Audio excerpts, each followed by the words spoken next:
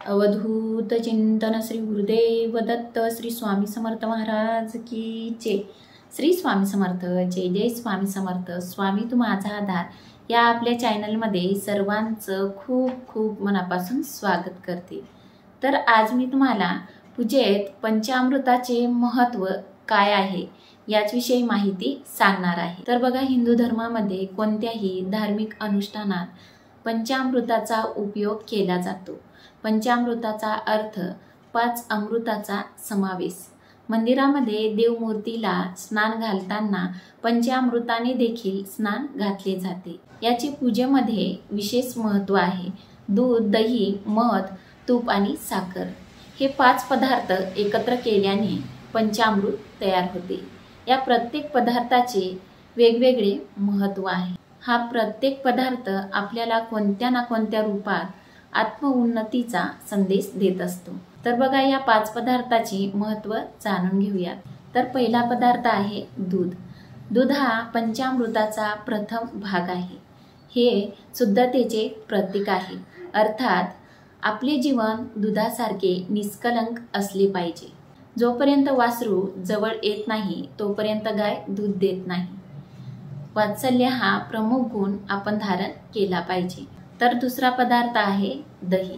दही हे दुधासारखे शुभ्र असते, पण याची विशेषता अशी आहे की हे दुसऱ्यालाही आपल्यासारखेच बनवते।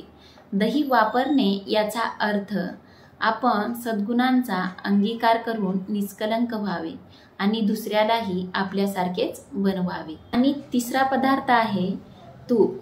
स्निग्धता आणि स्नेह याचे प्रतीक म्हणजे तूप होय। सर्वांबरोबर आपले संबंध स्नेहयुक्त असावेत हा त्यामागील अर्थ आहे। आणि चौथा पदार्थ आहे मध।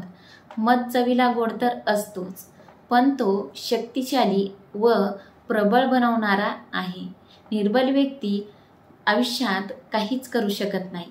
शरीर व मन याने शक्तिशाली असणारा व्यक्तीच आयुष्यात यश प्राप्त करू शकतो। आणि 5वा पदार्थ आहे साखर। गोडव्याचे प्रतीक म्हणजे साखर होय। आपल्या जीवनात गोडवा यावा असे वाटत असेल तर आपल्या बोलण्यात गोडवा असायला पाहिजे, हे यातून स्पष्ट होते। म्हणून पूजेत किंवा कोणत्याही धार्मिक अनुष्ठानात पंचामृताचे खूप महत्त्व आहे। तर आशा करते की ही छोटीशी माहिती तुम्हाला नक्कीच आवडली असेल। तर तुमचे काही प्रश्न असतील तर नक्की कमेंट करून सांगा आणि या व्हिडिओला नक्की लाईक करा।